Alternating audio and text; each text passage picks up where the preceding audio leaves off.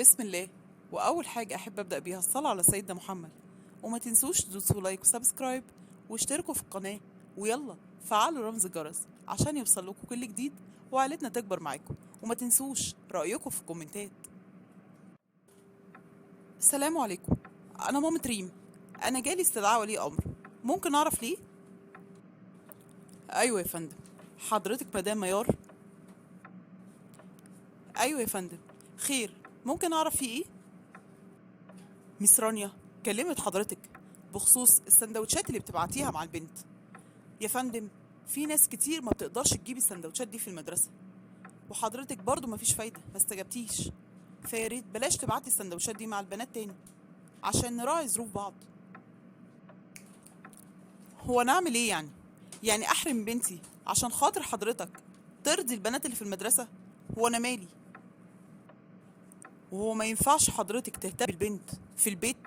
بلاش المدرسة، اما تروح البيت اهتمي بيها براحتها. انا مستغربة جدا، ازاي مدرسة زي دي كبيرة ومحترمة تمنعني ان انا ابعت اكل مع بنتي براحتي؟ فندم، احنا ما منعناش حضرتك انك تبعتي اكل مع بنتك، بس احنا بنقول عن اصناف اللي حضرتك بتبعتيها. يا ريت نراعي الزملاء ونراعي ظروف الاطفال. مشيت وما اهتمتش لكلام المدير، وشايفة ان من حقي ابعت مع بنتي اللي انا عايزاه واغذيه، وفضلت كده لحد ما في يوم حصل اللي غير لي حياتي كلها. وده لما لقيت علي جوزي جاي في يوم وقال لي: مالك يا علي؟ راجع من بره شكلك عامل كده ليه؟ في ايه؟ انا ضعت يا ميار، خسرت كل فلوسي. اصل كنت داخل صفقة وخسرتها كلها، خسرت كل حاجة، ما بقاش حيلتي حاجة خلاص. يا لهوي يا علي، وهنعمل ايه دلوقتي؟ مش عارف هنعمل ايه.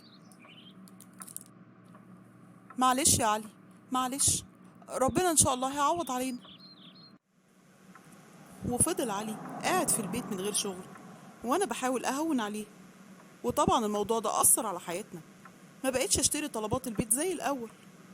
وريم سندوتشاتها ما بقتش اعمل لها سندوتشات همبرجر وبانيه زي الاول، لا، بقيت اعمل لها جبنه او اي حاجه موجوده. لغايه ما لقيت ريم جايه في يوم وتقول لي: هو ايه يا ماما الاكل ده؟ انا مش بحبه، انا عايزه همبرجر او فراخ.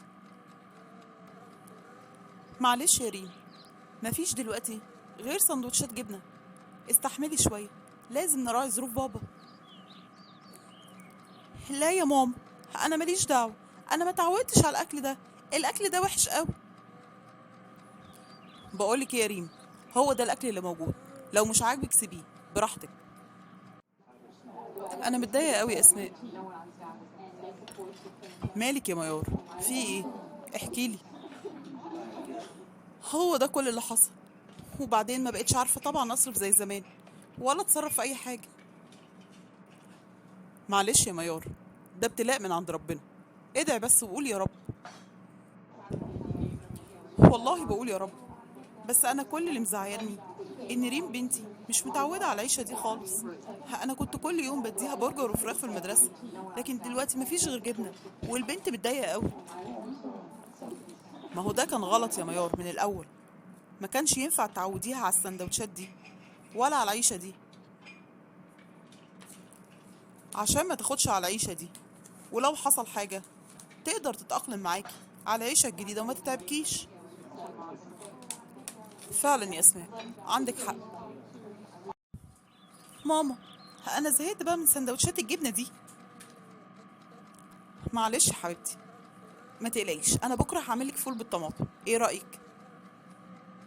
ايه؟ فول بالطماطم ايه؟ انا مش بحب الفول اصلا. وبعدين اشمعنى هبه صاحبتي بتجيب كل يوم سندوتشات حلوه؟ برجر وبانيه وحاجات كتير حلوه من اللي كنت باخدها معايا زمان. يا حبيبتي ملناش دعوه بحد، ما تبصيش لحد، كل واحد على قد ظروفه. ماليش دعوه، انا عايزه سندوتشات زي زمان، اتصرفي. وطبعا كل اللي بنتي فيه ده بسببي انا اللي عودتها من الاول على كده، والمفروض كنت اعودها انها ما تبصش لحد، وأديها الأكل الطبيعي اللي المفروض تاخده في المدرسة، وتكون زي أصحابها عشان لما يحصل أي موقف لازم تقدر تتأقلم عليه. والكل احنا دخلنا على سنة دراسية جديدة، يا ريت ما تديش ولادك فراخ أو لحمة معاهم في اللانش بوكس وتقولي عشان يتغذوا. لا، على فكرة هما رايحين مدرسة مش رايحين رحلة، ولا هيباتوا في المدرسة. ويا ريت تديهم الفطار العادي زي كل الناس. ولو انتي مقتدرة شوية، كل فترة يا ريت تزودي معاهم سندوتش أو اتنين عشان يدوا لأصحابهم. لازم نراعي ظروف بعض، لأن حقيقي في طلبة أو أطفال بيروحوا المدرسة من غير أي أكل أو حتى مصروف. وربنا يوسع علينا وعلى الجميع يا رب. وكل سنة وانتوا طيبين بمناسبة العام الدراسي الجديد. وبكده خلصت قصتنا، بس لسه حكايتنا ما انتهتش. استنوني في قصة جديدة. بحبكوا قوي.